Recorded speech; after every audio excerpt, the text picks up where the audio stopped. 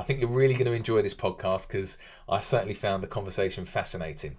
Today we've got on Richard Woods. Now you might remember that name or recognise that name because Richard was a finalist on The Apprentice with Lord Sugar. He was an awesome candidate. I remember it really well. And we're going to dive into everything in this episode. We're going to be talking about what his time was like on The Apprentice, how he managed to get on there, how that relates to building out your profile and becoming a key person of influence in your industry. We're then going to talk about what that led to and how he became somehow involved in a trades business and how he found that. So I think you're going to find it fascinating to talk to someone who's gone from being a celebrity to running a trades business to running a hugely successful marketing company. Then we're going to dive into LinkedIn and how LinkedIn can be extremely powerful for your construction company. So lots to learn in this one. Get a pen and paper ready. Let's go. Richard Woods, great to have you on the podcast. Thanks for joining us. Cheers, Greg. Looking forward to it. Yeah, it's going to be awesome. So, Richard, we met a long time back. You wouldn't have remembered me, but I remembered you because you were like a mini celebrity back then. We It still has are been. It celebrity. has been. Yeah, we must have met, I would say, 8 years ago, maybe 8 years ago. And it was at one of Daniel Priestley's events in London, Dent. And you were on stage talking about the value of building a profile. So I think Daniel Priestley always talks about the 5 pillars, doesn't he? And one of those is pitch, one of them's profile. And I think you were up there talking about one of those things that you'd Yeah. really excelled at. And it was a great talk, and we got to have a little chat and afterwards. But you were talking to a lot of people, so you probably don't remember. So let's go back a little bit. So tell us, why you got invited to that and how you first got to know Daniel Priestley, because he's a good friend of mine and he's absolutely crushing it at the moment, Daniel, on all sorts of podcasts. He is. He's doing incredibly well. And we, I mean, oh God, I did the KPI course in 2013, I think I did. And in there, as you say, that you kind of go through and understand a little bit more about yourself. And I realized that I had a bit of a message that I wanted to share. I mean, I was just in marketing. I wasn't kind of doing anything that was particularly kind of world changing, but I like to articulate how that was working. And I was just young, didn't know any kind of limitations. And ultimately, I used that momentum from perfecting my pitch and understanding what my product was all about to be able to perfect my business plan. And ultimately, when I heard the on TV and the Apprentice music comes on, and I'm like, oh, these guys are a bunch of arrogant whatchamacallits. And my wife goes, well, if you think you're so clever, go on then. And because I was armed with all my Dent kind of pitch product, all the rest of it, I applied. And I literally went through the auditions and just kind of used that sort of capstone type pitch that you and I would have learned on those sessions with Dan. And before I know it, I get the call and say, we want you as part of the show. And I said, oh my God. Wow, And they were like, that's well, we're going to crazy. send the car in 2 weeks' time. We're going to send you a car and you're going to be whisked off to the boardroom with Lord Sugar. It's like, how did that Unbelievable. happen? That's unbelievable, isn't it? And don't we all do that? Like I know I was a big fan of the show. It's just awesome. It was an awesome show back then. But I was exactly the same. I was like, I know I could go on there and absolutely crush that show. Yeah. But I think every entrepreneur thinks the same. But yeah, it was amazing that you actually put yourself out there to do it. So how old were you at the time when you put yourself forward for that? 20, 28, 29, I think. Yeah, Yeah. In yeah, fact, nice. actually, it would have been 29 because I had my 30th birthday on the show, and when I put myself forward 29, and 2 days before the car picked me up, my wife came in with a pregnancy test saying I'm pregnant with Poppy, our second. And I'm like, oh, sorry, I'm off. And what they don't tell you is you're there for 3 months. You get one 10-minute phone call home a week, and they listen to the phone call in case you give away any secrets. And so Wow. my 10-minute phone call was 9.5 minutes of my wife saying, thanks a lot, mate. I've got morning sickness. I've got a toddler. I'm still, running around the place. And I'm like, Wow. yeah, well, this apprentice stuff's going well, darling. It's okay. Well, that's interesting. So that's an interesting. So that really ramps up the pressure, I suppose, internally for you because you're battling one way to try and win this show, and you must have in the back of your mind all the stuff that is or isn't going on at home that you can't help with. So that's a bit of an internal pressure there.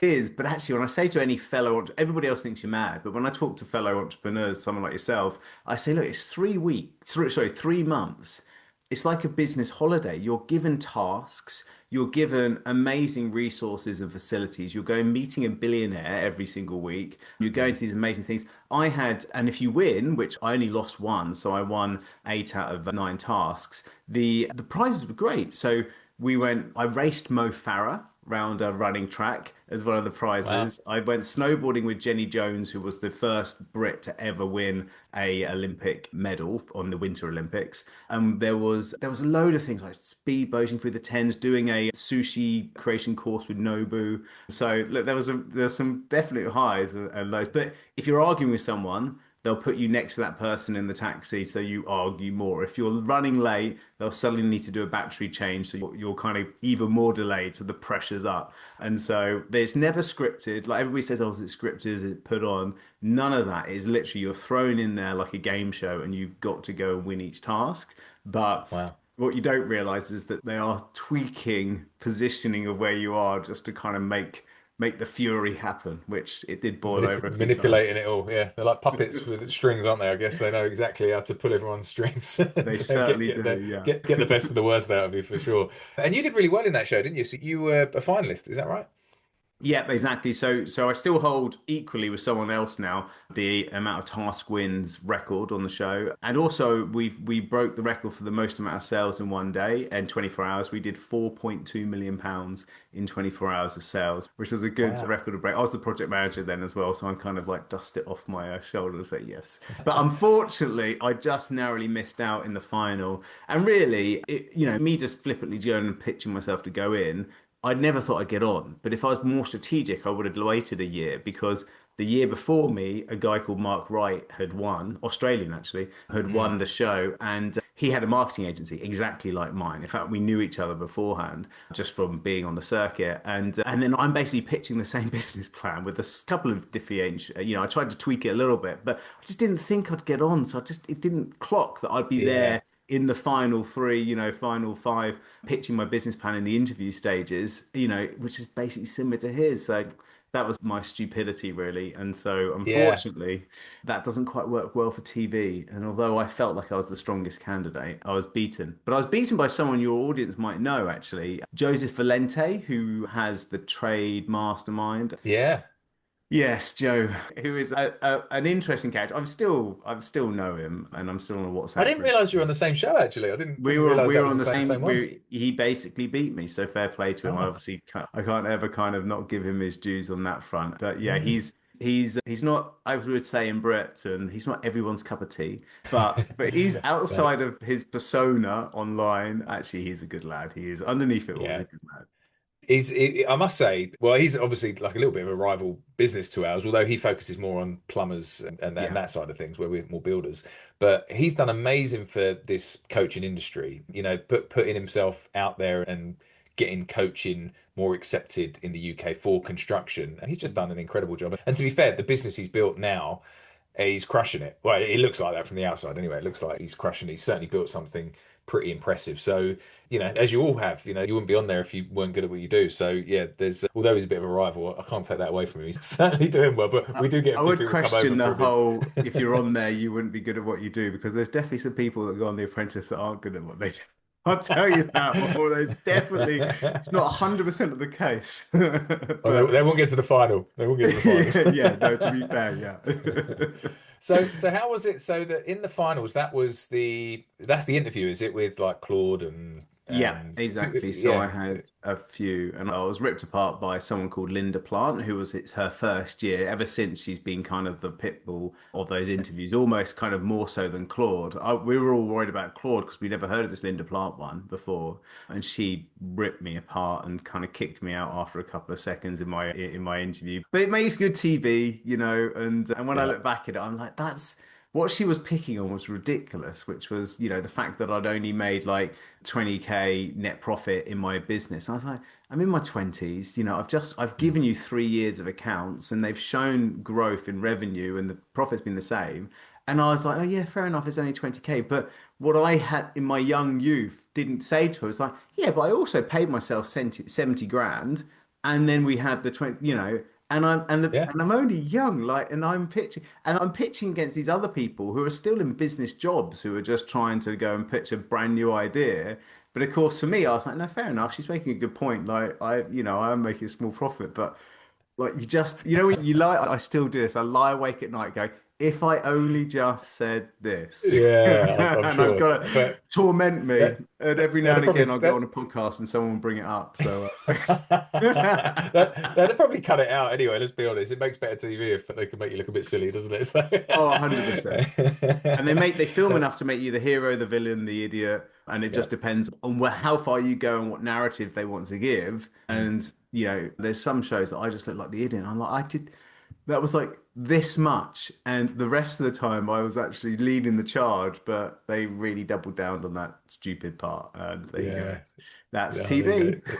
That's right. Well, I remember it all well, and it was good. Good TV for me, for sure. So, where did that lead for you then? So, once you'd finished the show, and sometimes not winning the show is actually a blessing in disguise, isn't it? Because I don't know that many that have actually partnered with Lord Sugar and come out sort of really happy with it, to be honest. A So, lot of them, a lot of them yeah. don't. Joseph, it took 1 year for Lord Sugar and Joseph to break up, Mm, and then it took only a few more years after that before Joseph's plumbing business to go bust. mm, And so he did amazing growth, but it was growth without kind of sustainability. So, and I thought they were just so big characters, Joseph and Sugar, that I felt that's why I felt like I would have made a better partner, because I would have actually partnered and we would have scaled it. Whereas I think mm, it was more like a PR kind of clash of the titans. But anyway, but what I did is, because of Dent, I had my book already written, which is part of the business plan. I had the product productized. I was already running that business, which is hence why I was showing those revenues,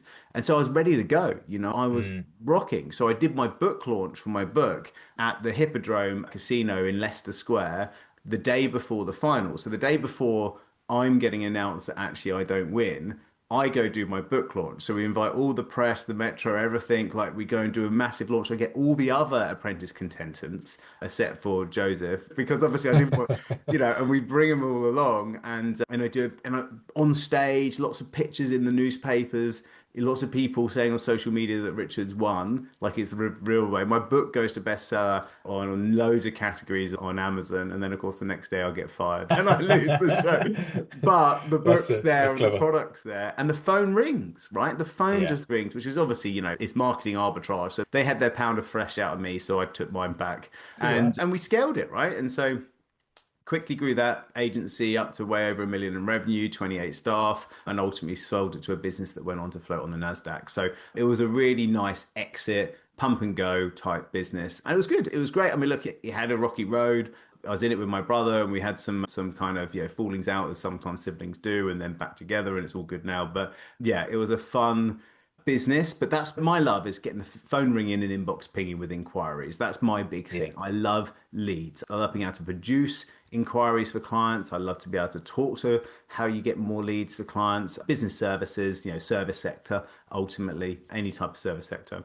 And here's the irony, right? So as I was selling that business, one of my clients came in and he was in tears, and I was like, "Oh mate, what's going on? We built him this website." He was a gas engineer, and I was like, "Mate, your website is one of our best performing websites. You're getting loads of leads, you're getting loads of phone calls, like what's wrong, buddy?" And he said, "Oh, I think I'm going to lose the business." He showed me the accounts, and he's robbing Peter to pay Paul with suppliers. He's Mm. buying stupid stuff like Cartier watches for girls through the company credit card. I was like, "Mate, you can't do that. Like, you just can't do, like, what are you Wow. thinking?"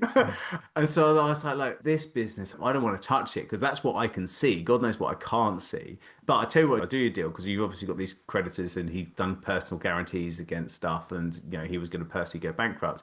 I'll buy the website back off you, the phone line, and I'll buy the 3 vans that you've got, and then you can use that cash. It was only about 20K to go repay some of these massive creditors that you've got, right? Anyway, because he's an idiot, he went off and spent the 20K, and he ultimately had to go bankrupt. But that's, sometimes people have got to learn. But the next day the phone rings, and I'm like, crap. What have I done? What have I done? Because at that stage, nothing. So I quickly employed one of the girls that he had in the office and the 3 engineers, brought them back into the company, and we're up and running and working. And so as I was selling my marketing agency, but I kind of put them in my marketing agency office, we then also had this boiler. So I'm now competing with Joseph, which I was just like, oh my, back here again. Yeah. What am I doing? And that was fun. Well, I say it was fun. It's a hard industry, as you know, your clients will know. My God, try like we scaled that to 7 vans. So trying to keep 7 guys busy, making sure that their capacity was about 80%, trying to make lead generation I can do, right? So we can get loads of leads, we can get sales. Jesus, dealing with people, dealing with the Mm, general public. Oh my God, Mrs. Baggins, yeah. who's just had a boiler installed and then it's not working. Like she is a dragon. Like I don't want to go anywhere near the Shire if we've done something wrong with her boiler, And Yeah. the straw that broke the camel's back, the reason why I sold it is we did that turnaround over 2 years, and I exited back into a local plumber, which was a good exit again, but. It was Christmas Day, and Christmas Day, and we had installed this boiler for this client, and it had gone wrong, and my phone number, my mobile number is the overflow emergency number because obviously, holiday period, just kind of, take the overflow. And I was just like, this woman's got a 90-year-old mother who's, in a freezing house on Christmas Day. All the families come round, and it is Mm, genuinely our fault. We've done something wrong mm. with it. I mean, mate, I can't put up a shelf, let alone, qualified to take the front cover off a boiler, right? So I'm just like, I don't know. I can't, like, literally cannot get you any, like, my guys are not available. I can't get you anyone until tomorrow. And so I'm there on the phone on Christmas. Her Christmas is ruined. My Christmas is ruined because I'm worried about this thing. And I was like, this is, I'm not built for this.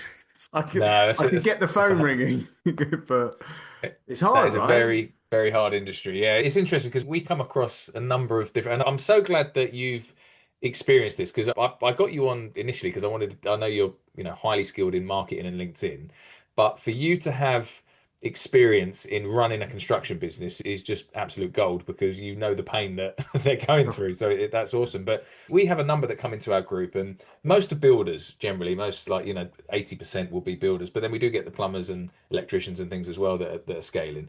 And I must say, I think it's much harder for the plumbers and the electricians when they're doing those small projects and the volume of projects that they've got to do. Like I say, it might be necessarily, reasonably easy to get leads in, but dealing with that amount of customers is the headache. Like that's the headache, is having that many clients. So we're always, I think they're quite jealous, really. They'll look at maybe a builder that's maybe doing 3 or 4 million a year turnover. He may only be doing 6 projects. Like he has 6 clients for the whole year, and he's doing, like, big projects. And they're looking at that and thinking, what am I doing? Like for me to get to that level, you're talking thousands of small jobs. It's a headache. It's hard work. If you were starting from scratch and choosing a model, that probably wouldn't be the model I'd pick. I mean, it was tough. It was just trying because we sort of do 3 jobs in the morning, 3 jobs in the afternoon. And so once they got up to 80% capacity, we then brought another van and another engineer. And then that dropped down to about 60% across the 5 of them, and then build it back up to, 80%. So we actually had quite a nice model because we could work the flow. We understood ads, we understood organic, we understand Mm, reviews. But it was just the recalls. Oh, the mm, recalls, mate. I honestly yeah, just, and it's like, oh, my boiler's not working. You go on a recall and someone had switched it off at the bloody mains. And you're like, mm, well, like, yeah, am I going to charge you for this? Like, it's here, switch is on. Like, is that all this me coming back round to that? Is that customer service? Is this a PR job for me? Or am I yeah, just going to charge you 100 quid for being an idiot? It's like, yeah. where do I It's go from there? Because unfortunately, the general public, and I am one of them. As I say, I have no idea, but talking on behalf of my general public of complete Luddites, we are stupid and we get stuff wrong and we need help yeah. from my wife always goes, you need to go get a real man in to deal with this. And I'm like, yeah, right, phone a real man. That's it. Yeah. No, I agree. It's a very hard thing to do. And I think what was really interesting is when I first started this podcast, one of the first guests I managed to get on was a bit of a win for me, a coup, was, his name's just gone completely out of my head. Charlie Mullins from Pimlico Plumbers. Yes, So wow. Yeah. it's always like, so I think people always look at that story because, he exited that business for over 140 million. He was doing like 50 million turnover a year. Margins well, as you know, are brilliant on like boiler installs and things. The margins are great, but Yeah. it's all the other stuff that goes on with it. So sometimes you look at that model and you think, well, look, he's just sold it for 140 Mm. million. The crazy thing is, I don't know if you know, but he's actually gone back into it again. He's just Really? started, like, his non-compete is over with Pimlico. I don't know how long it lasted for. And now he's just started a new business called We Fix London or something, whatever it is. Wow. And he's doing it again. And I'm like, wow, you must be like, what are you doing? Yeah. Do you not want to go and retire and sun it up in Marbella? But he's obviously just hungry for it and loves it. But Well, I think that's the yeah. thing. Once you know an industry, like that knowledge is so valuable. He's seen stuff that Mm. we wouldn't even know about. But there's companies like Box and stuff that's killed the install market. I know we're going to quite niche here, but they do online surveys, they just quote, and the installs now, what we were seeing this at the end of the time that I was there, the installs, there actually isn't the same money in anymore. So I think, where Charlie did really well, he sort of dominated an area. Everybody wanted their local plumber, and he was able to charge premium, where now the online market is just like have your phone up, show the box. Yeah, no Mm. worries, it's that. They just put a 20% margin on it. Like 20%, you should be doing like 300% margin on that. But they Yeah. just go volume. So Yeah, it's interesting the way it's going to go. And I mean, really, the crazy thing is in the UK, like, I'm obviously out here in Sydney now, and tradespeople over here are paid really well, like super mm, well. And what a lot of people do is they encourage their children to actually get into trades here because they are so sought after. Whereas I always think in the UK, it's almost looked down upon a little bit. And if you don't do well at school, you'll go into a trade potentially. It's not normally people's first choice unless they love working with their hands. But it really surprises me in the UK that because there's such a shortage of tradesmen, the money doesn't always reflect it. You think like really that I mean, money is going up for tradespeople. It is hard to get trades now, but it should be so much more than what it is. What people are charging, and I do wonder, and it'd be interesting to get your take on it, where you think this is going to go with AI at the moment, because obviously we're seeing AI take over, make businesses really efficient, and it's going to put a lot of people out of business, but. It's not going to do that for trades for a long time, is it? You're not going to get a robot building your house anytime soon, or a robot plumbing your sink. Where mm. do you think it's going to go?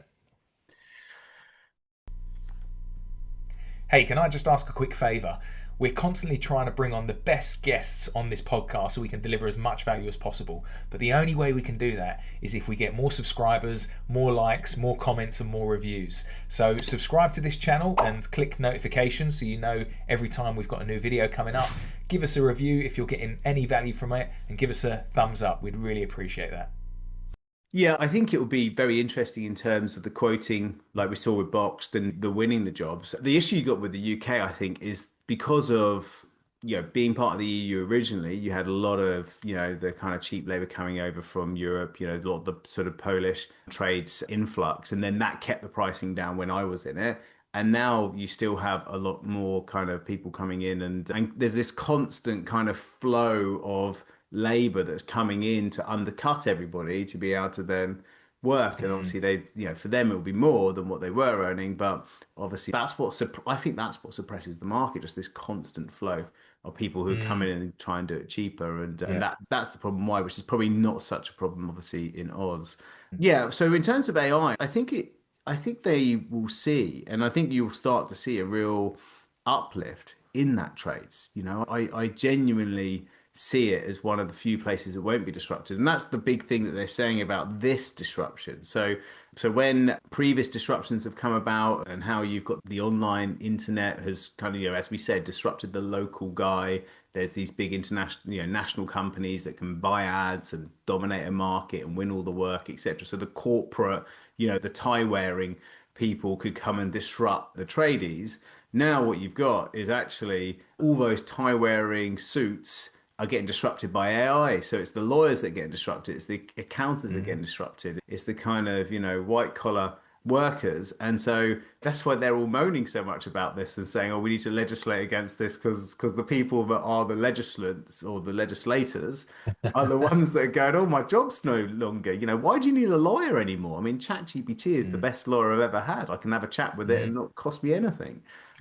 So Yeah. that's where the real kind of disruption's coming. So I think trades is actually a career that should be more optimized for. And also, I think the government, and especially in the UK, is noticing that. And there's a lot more talk about apprenticeships really starting to come back within engineering, within trades, obviously within AI, but certainly not within the business services. There's no sort of marketing and accounting and all that sort of stuff. That's Mm. not so much because I think they're the industries that are the ones that are going to struggle the most.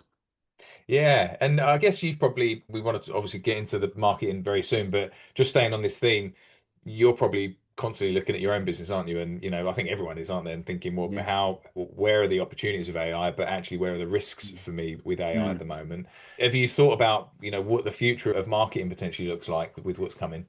Yeah, so we're in a really interesting place at the moment. So in terms of my business, we do marketing for clients. We got 171 staff. So it's a big old kind of, Mm, marketing house that we run. And we tend to give our clients essentially a VA, with a marketing exec. We call them marketing execs. Ultimately, you probably think of them as a virtual assistant, and they will work, say, 4 hours a day, 5 days a week for a client, doing the stuff like running ads, doing the social media, running LinkedIn outreach. So that is prime for disruption, unbelievably mm, prime for disruption. Big kind of staff model. So it's massive for us. But what I'm doing now is I'm surrounding all of our VAs with custom built AI, which I'm now personally building. I think it's all these things. Like I could pay for somebody who's clever to come in and do it, but ultimately the best person to do it is me. I've got to understand it. I've got to yeah, know how to build these custom AIs. I've got to know about AI agents and all that sort of stuff. And so I'm just dedicating my life to that. So I'm actually building out a team to stop me from doing anything other than get my head into AI. And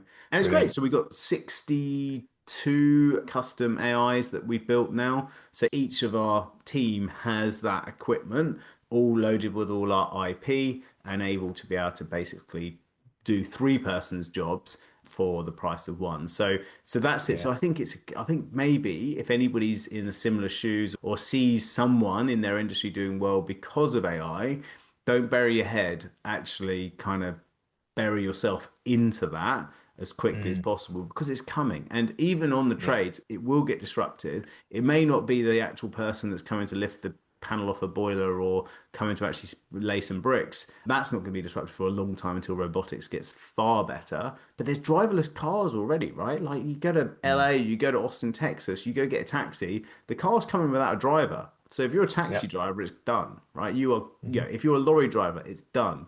It's just time. It's just yeah, time. My VAs, really, it's the writings on the wall there as well. It's just actually how can you then move them more into that person to person conversation.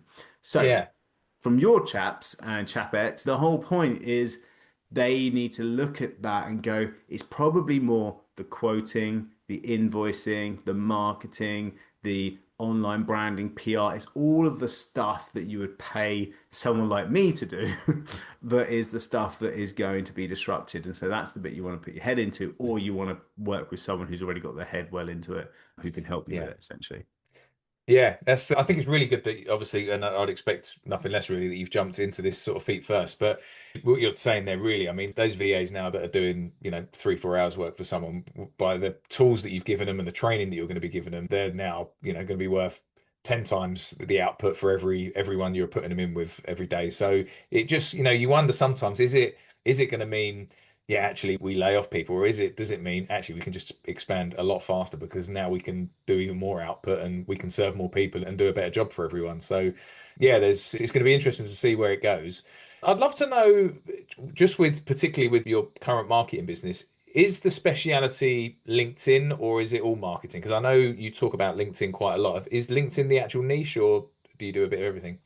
We do a bit of everything ultimately. I've got something called LinkedIn for Breakfast, which is a an event I do every single week, and that's kind of our big marketing push. So what we worked out is that LinkedIn is a very important platform for a lot of people who are trying to sell to businesses or from your perspective, working with, say, if your guys are trying to get into architects or get into other large investors or big building companies, LinkedIn's the place for that kind of Mm, business contact.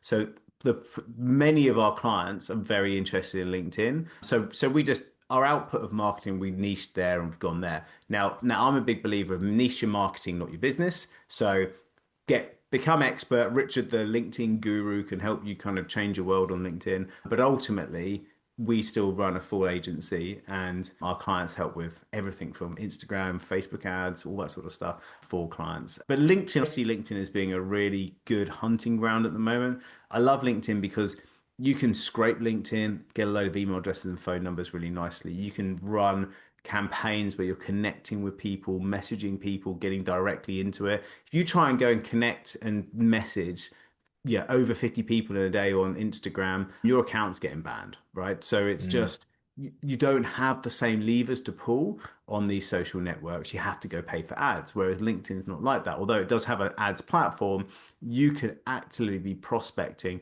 on that platform, which is why I love it. And it gives you far more bang for your buck in terms of time in versus appointments and leads out. So that's why I like it.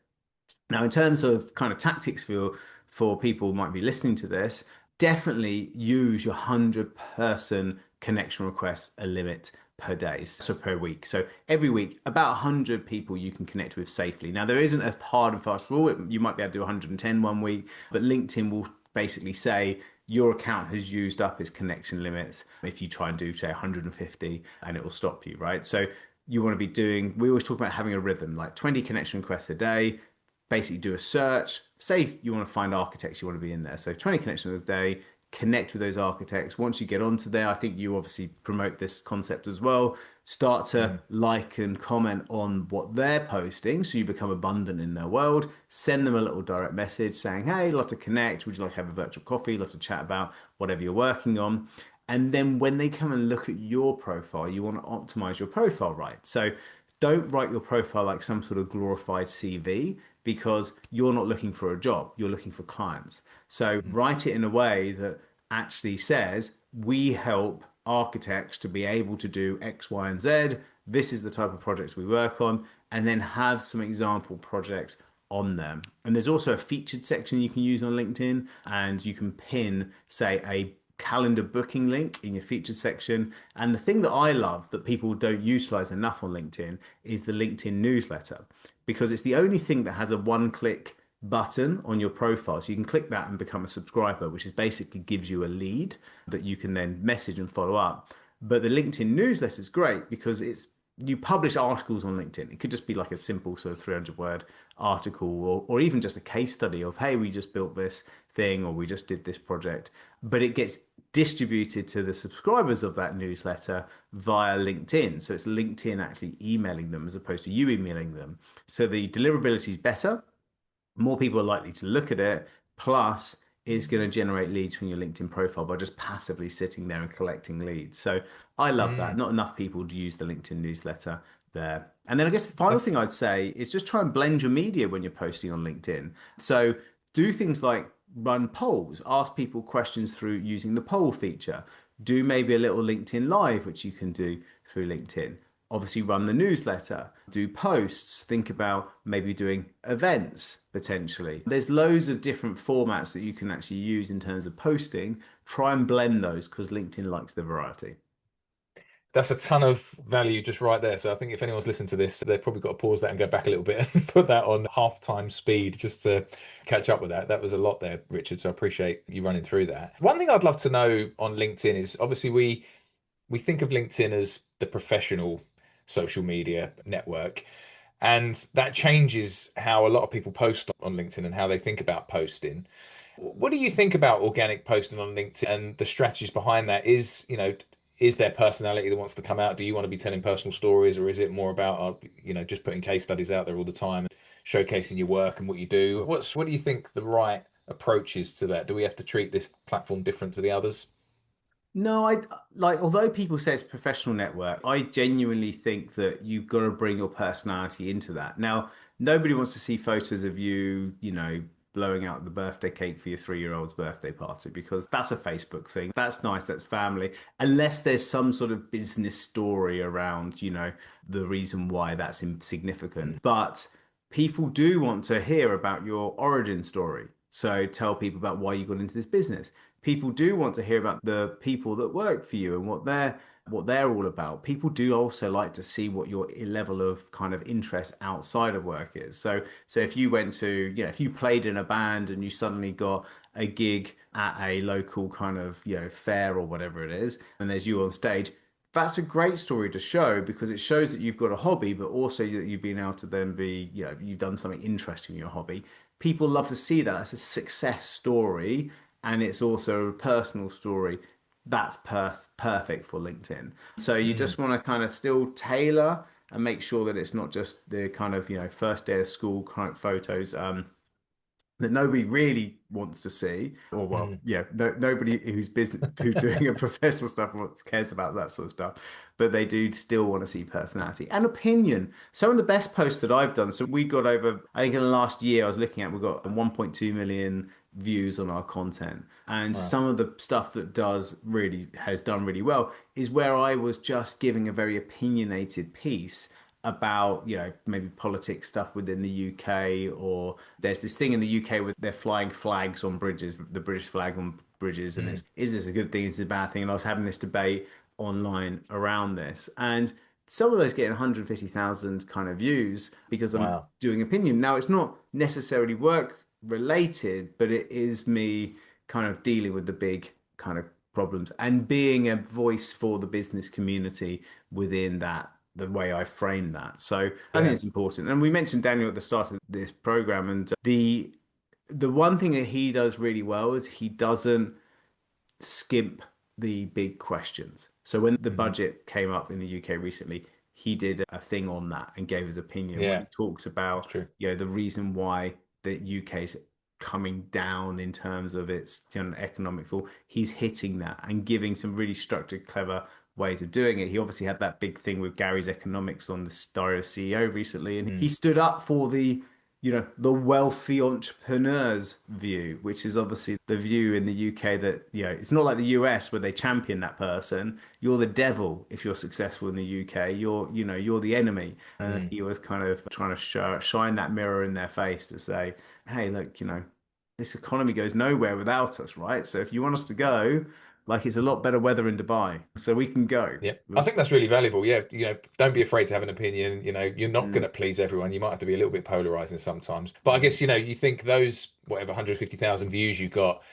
the next important thing, which you said earlier, is that, well, they're going to click on your profile. What does your profile look like now? yeah. Because, it's not necessarily about what you're saying in that post, is what are they doing afterwards, and having a little look around thinking, oh, actually, I do need someone to help me with my marketing or whatever it is. So no, that's super valuable. If there was maybe just three practical things that someone could take away from this for LinkedIn, a builder who maybe isn't using it too much, or, dabbling around a little bit with it, what do you think if they wanted to get three quick wins? What are the three sort of high impact wins that are going to help them? Yeah, and these wins could easily be something you just give to someone to do for you, be it someone in the office there. So, I mean, these things could literally take 10 minutes a day. The first thing is make sure you connect with 20 people a day. Just build that connection because every day that goes past, you've missed that opportunity. You can't get it back. It's not like next week you can do 200 because you did no one this week. So, Mm. so every day you're missing the opportunity to grow your network. Your network is your net worth, and LinkedIn will allow that. So the more people you're connected with, the more people are going to see your content, and the likelihood of opportunity is going to be higher. So definitely do that. The second thing is post every day, or at least every other day. Consistency really helps. So if you've got a showstopper, rant that you've gone and put out, it's going to be like a murmur if you haven't posted for a week or 2 weeks. Whereas if you Mm. had posted, even just sharing someone else's post or seeing something in the news and just giving your thoughts about it, or even just doing a little poll, whatever it is, try and post at least, every other day, ideally every day. So Mm. consistency is king with it. And then the next thing is comment on other people's stuff because you don't want to just post and go. Actually, LinkedIn's got this kind of algorithm that you want to work within, say, a half an hour block. So you go on to LinkedIn, you might comment, like, do those 20 connection requests for, say, 15 minutes. Then you put your post in. And then you want to do sort of 15, 20 minutes afterwards of where you're responding to people who comment on your stuff and also you're continuing to kind of network, etc. So you're not just posting and going. Obviously, LinkedIn share price rises with the amount of user time is spent on their platform. So if you're spending a consistent amount of time on their platform, their share price goes up, and so therefore they actually reward you with better reach on your content, and they will see you as a more trusted profile, which will help. And there's some other clever things around that because your SSI score goes up, and there's a few other nuances which I'm happy to take some of your membership clients if you like on a session through some of these ideas in a bit more Mm. detail. But ultimately, consistency is king. Make sure you send your 20 connection requests a day, 100 a week, and make sure that you're engaging on other people's stuff when you're also not just posting, but also engaging on other people's stuff. That's really valuable. Yeah, thanks for that, Richard. And yeah, lots to take away there. And yeah, certainly we're going to get you to have a chat with our members and do a real deep dive on some of this stuff. But just what you've given us there for the podcast, I think is awesome. There's going to be a lot that listen that can take some stuff away from that. So yeah, really appreciate your time. If someone wanted to learn a bit more about what you do, Richard, and maybe wanted to connect with you or maybe get some help with their LinkedIn or marketing, where would they go for that? Cool. So the best website is sprintva.co. Not .com, but just .co. So sprint as in the running race, VA as in virtual assistant .co. Sprintva.co. Awesome. All right, and we'll put some stuff in the show notes as well. Thanks a lot for your time, Richard. I know you're super busy. You've got a lot going on, but yeah, really appreciate the sort of free value that you've given to everyone today. Thanks a lot. No worries. My pleasure, Greg.